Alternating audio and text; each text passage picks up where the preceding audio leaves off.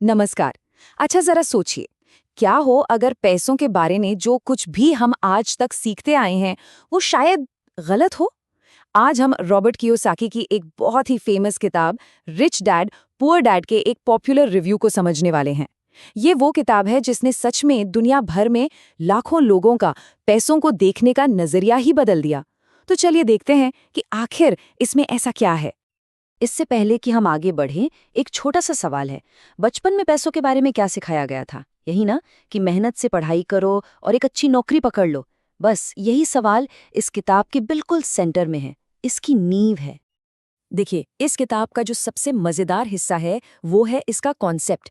ये कहानी है दो पिताओं की जिनकी पैसों को लेकर सोच में जमीन आसमान का फर्क था।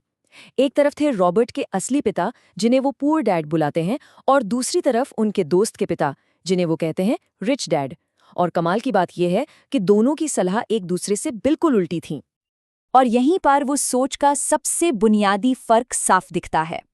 पुअर डैड, जो बहुत पढ़े लिखे थे, वो हमेशा कहते थे एक अच्छी नौकरी ढूंढो और पैसा बचाओ।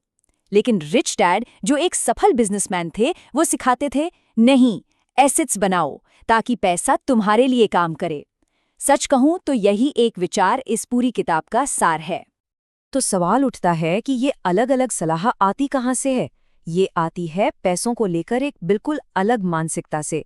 किताब इसी बात पर जोर देती है कि अमीर और गरीब की सोच में असल में फर्क क्या होता है।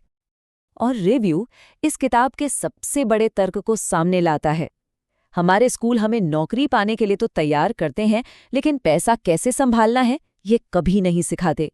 और फाइनेंशियल एजुकेशन की यही कमी ज्यादातर लोगों को जिंदगी भर पैसों के लिए संघर्ष करने पर मजबूर कर देती है।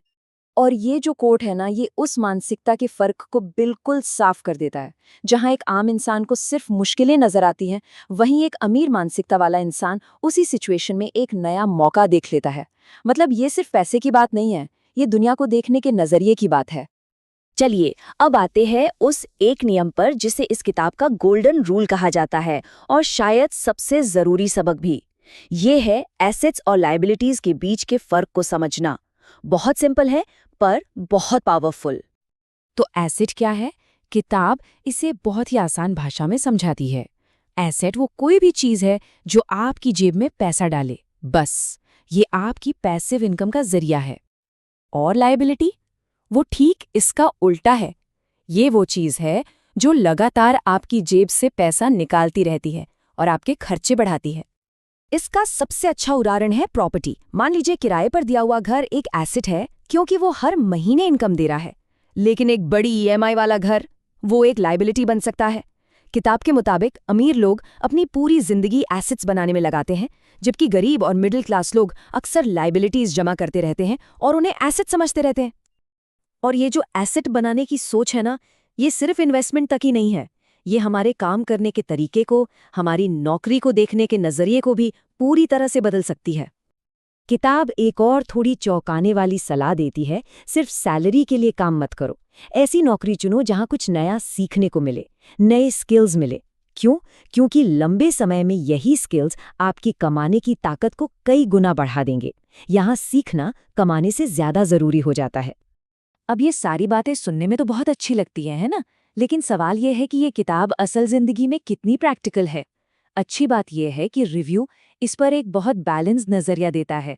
इसके फायदे भी बताता है और कमियां भी। तो रिव्यू मानता है कि इस किताब की सबसे बड़ी ताकत है इसका सिंपल और मोटिवेशनल स्टाइल। ये मुश्किल फाइनेंशियल कॉन्सेप्ट्स को बहुत आसान बना देती है और लोगों को उस चूहे की दौड़ से बाहर निकलने के लिए हिम्मत देती है। खास तौर पर अगर कोई शुरुआत कर रहा है तो उसके लिए ये एक बेहतरीन किताब है। लेकिन रिव्यू कुछ कमियों को लेकर भी सावधान करता है। देखिए, ये किताब कोई स्टेप बाय स्टेप गाइड नहीं है। ये थ्योरी और सोच बदलने पर ज्यादा ध्यान देती है। साथ ही इसके कुछ आइडियाज हर देश में सीधे सीधे लागू नहीं हो सकते, क्योंकि हर जगह के टैक्स कानून और सिस्टम अलग अलग होते हैं। तो कुल मिलाकर रिव्यू का फैसला क्या है? देखिए, ये किताब आपकी सोच बदलने के लिए एक बहुत पावरफुल शुरुआत है।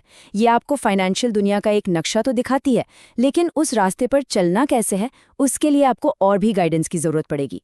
मतलब ये एक कंप्लीट फाइनेंशियल गाइड नहीं है, बल्कि एक माइंडसेट चेंजर है। तो आखिर में ये सारी बातें बस इस एक सवाल पर आकर रुक जाती हैं क्या आपका पैसा आपके लिए काम कर रहा है या आप पैसे के लिए काम कर रहे हैं?